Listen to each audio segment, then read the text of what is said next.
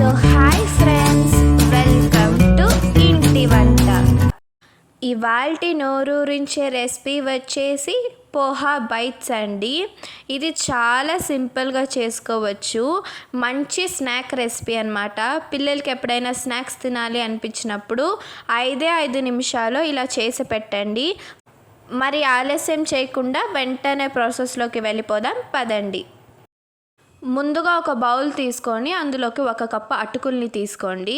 తీసుకున్న తర్వాత దాన్ని బాగా వాష్ చేసుకోండి. ఈ విధంగా వాష్ చేసుకున్న తర్వాత ఇందులోకి ఇప్పుడు 2 పొటాటోస్ని వేసుకుంటున్నాను. ఇది వచ్చి బాయిల్ చేయలేదండి, జస్ట్ పొట్టు తీసి ఈ విధంగా గ్రేట్ చేసుకోండి.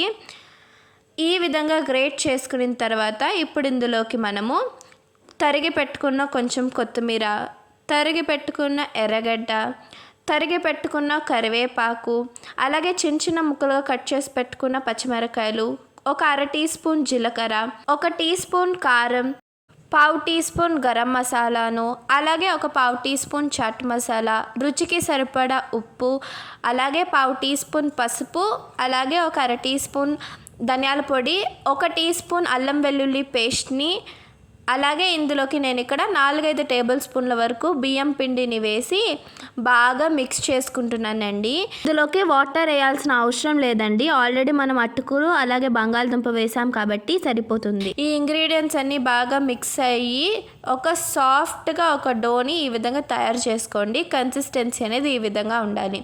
ఇప్పుడు ఈ విధంగా చిన్న బాల్స్ లాగా చేసుకొని వేడి ఆయిల్లో వేసి బాగా గోల్డెన్ బ్రౌన్ కలర్ వచ్చేంత వరకు బాగా డీప్ ఫ్రై చేసుకోండి.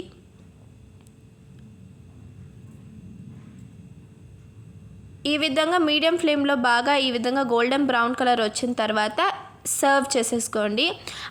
అంతే అండి, 5 నిమిషాల్లో వేడిగా పోహా బైట్స్ అనేది రెడీ అయిపోతుంది. Thank you for watching.